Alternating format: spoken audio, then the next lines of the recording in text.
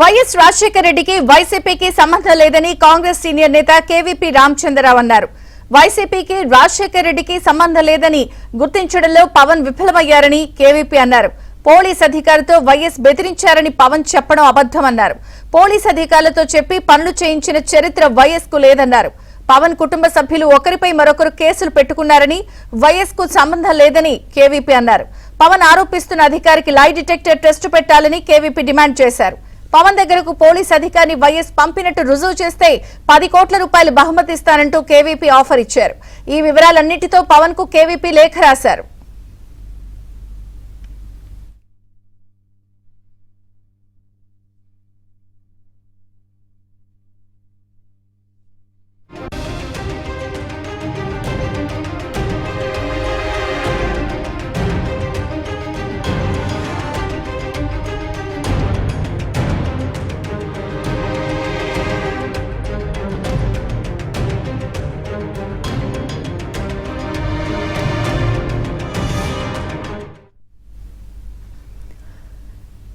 ఇక ప్రస్తుతం కేవీపీ జనసేన అధినేత పవన్ కళ్యాణ్ కు రాసిన లేఖపై మరిన్ని వివరాలు మా ప్రతినిధి సిద్ధార్థ అందిస్తారు. సిద్ధార్థ.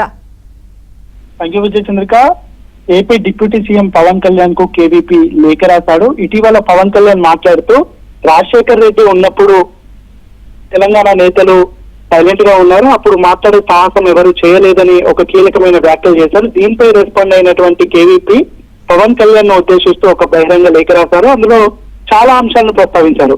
వైఎస్ఆర్ సిపికి రాజశేఖర్ రెడ్డికి సంబంధం లేదని గుర్తించడంలో పవన్ కళ్యాణ్ విఫలమయ్యారనే విషయాన్ని ఆ లేఖలో పేర్కొన్నారు.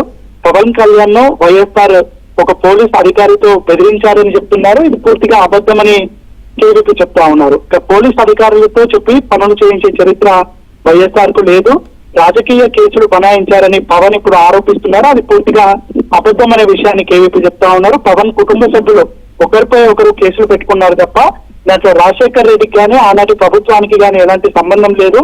పవన్ ఒకవేళ ఇప్పుడు ఆరోపిస్తున్నది నిజమైతే దానిపై ఆయన చర్చకు సిద్ధం కావాలి. దానిపై అంటే ఎవరినైతే అధికారితో బెదిరించారని పవన్ ఆరోపిస్తున్నారో ఆ అధికారికి లైవ్ డిటెక్టర్ టెస్ట్ చేయాలి.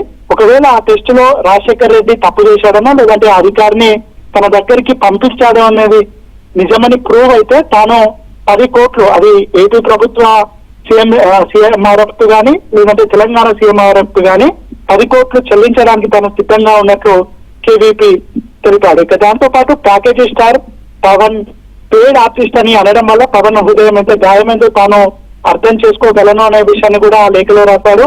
యువరాజ్యం అధ్యక్షుడిగా ఉంటూ కాంగ్రెస్ నాయకులపై పవన్ ఆనాడు అసభ్యకరమైన వ్యాఖ్యలు చేశారు. అయినప్పటికీ ఆనాటి ప్రభుత్వం కానీ రాజశేఖర్ రెడ్డి కానీ ఎలాంటి కేసులు పవన్ కళ్యాణ్ పై పెట్టలేదు.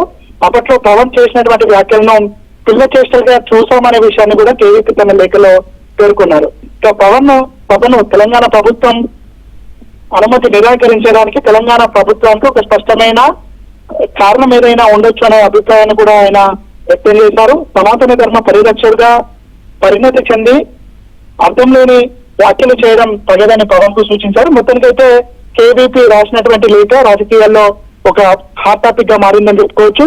రాజశేఖర్ రెడ్డికి సంబంధించినటువంటి వ్యాఖ్యలు చేయడం వల్లనే తాను ఈ లేఖ రాయాల్సి వచ్చిందనే విషయాన్ని కూడా కేవీపీ తన సన్నిహితులకు చెప్తున్నట్టు తెలుస్తా ఉంది.